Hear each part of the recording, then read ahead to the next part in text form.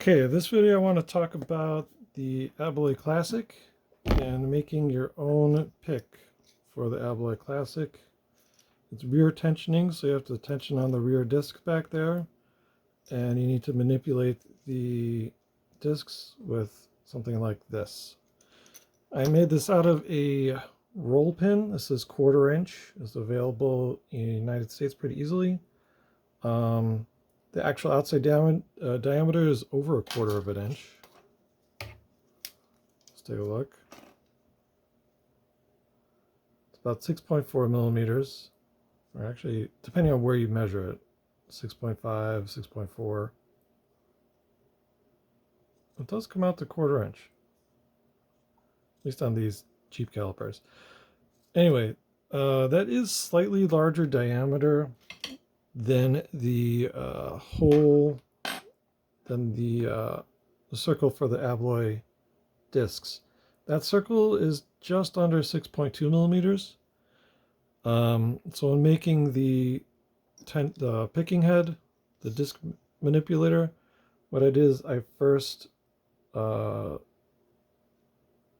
used the bench grinder to narrow this down to about 6.2 millimeters.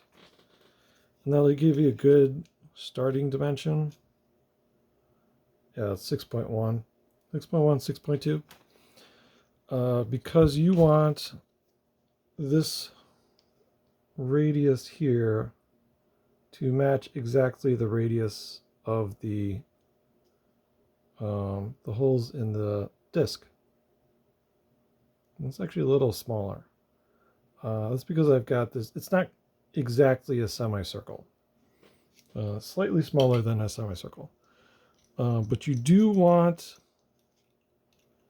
the tip of the disc manipulator to fit really closely in there. You can see there's, if I get it positioned right, very little wiggle room. Maybe just a few fractions of a millimeter. All right. And then for the tensioner, I used a nail, but not just any nail. These are hardened nails, so they're extremely strong, comparable to in strength to a ejector pin. And you can buy a box of these for about $4.50. It gives you about 67 of these, so it's hard to beat the value on this. I will say it's not ideal because the fit on the roll pin is it's not super great. It's a little loose. There are some little bits at the end here that get caught on stuff from the heads of the nails are much too large, but you grind them down to the right diameter. Here's some old ones that I tried on first iterations. So ground it to the right diameter, and then you grind this flat. So looking head on, it's like half of that is missing. So you just end up with a semicircle. And what I did wrong on this one is I put the shaft right in the middle of the axis of this nail. It actually needs to be over to the right, and I'll show you why. If you have a maximum and a minimum next to each other, what it looks like is this. And they'll be 90 degrees apart, and the center of your circle is right here in the middle. So you need the lower right quadrant to be open, or to be, that's where you have space to put anything that's in the lock. So this is another attempt. I tried to move it over to the right a little bit, didn't quite work, but this one did work. And what you'll see is that the center of the axis of the nail, everything to the left of that is removed on the shaft. So that means that this is not going to interfere with the discs that are like this. So essentially that, so this shaft is to the right of that disc back there, because this is going to be in the back of the lock, so everything has to clear this shaft, and that's why this goes around. So a couple of measurements. I mean, that's like, this doesn't have to be, that's quite small, but this nail is quite strong, so it'll work just fine. The nail head is not quite thick enough on its own. It'll slip behind the last disc in the lock.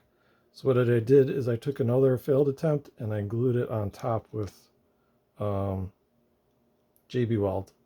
And this is basically just acting as a spacer. The tension just goes on to the actual nail itself, the original nail. Okay, so for handle, I cut off a piece of a dowel, drilled a hole, and then that was slightly undersized, and just tap that on. And then for here, I've got a volume knob with a set screw. I have no idea where this came from, but I found it in my junk. And I created a little shim with a some stainless steel tube that I have, and I shaved it down a bit so the set screw impinges more on the impinging force gets directed onto the nail, so it's really solid on the nail itself.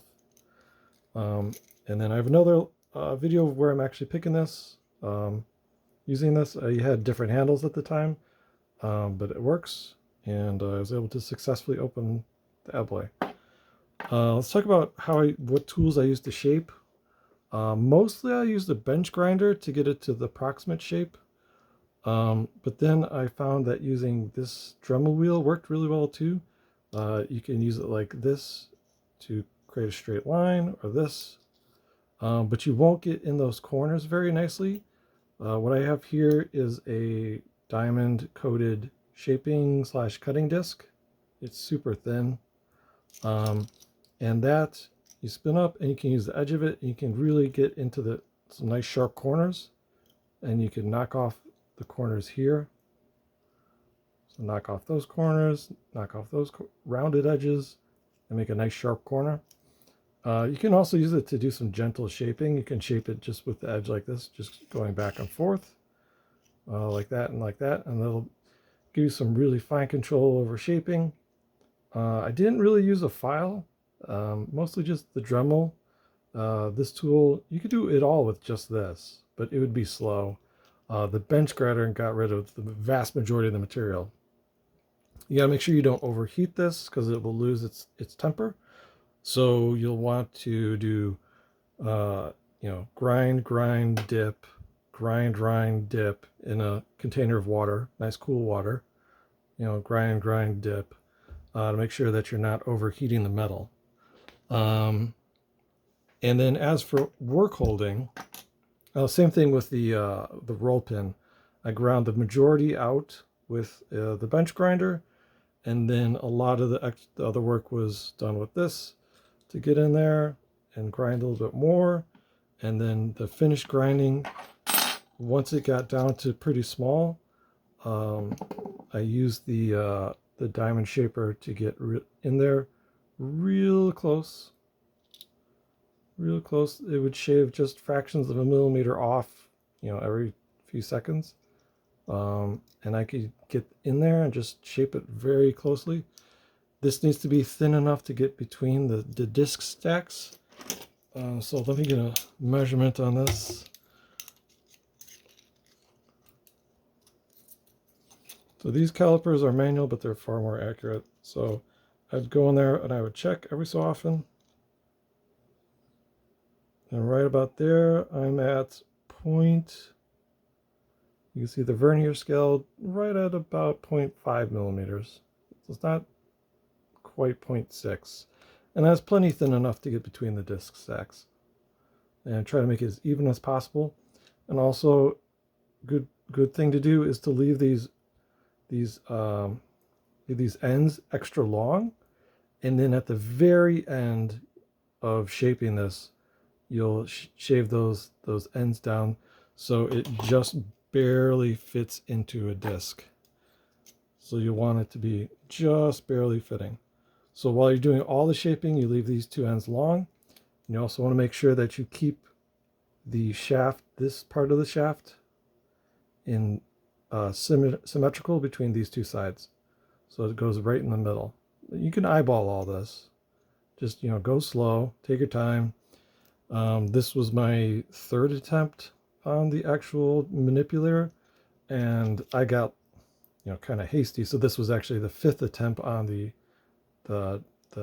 tensioner, but I just didn't understand that the shaft had to be over to the right of the center of rotation.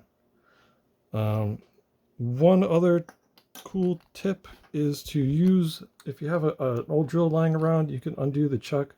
There'll be a screw in there. You have to undo the screw with like an impact, and then you unscrew the actual chuck itself. And now you've got a nice work holder. And especially for grinding something like a roll pin or a nail, impossible to hold really well otherwise.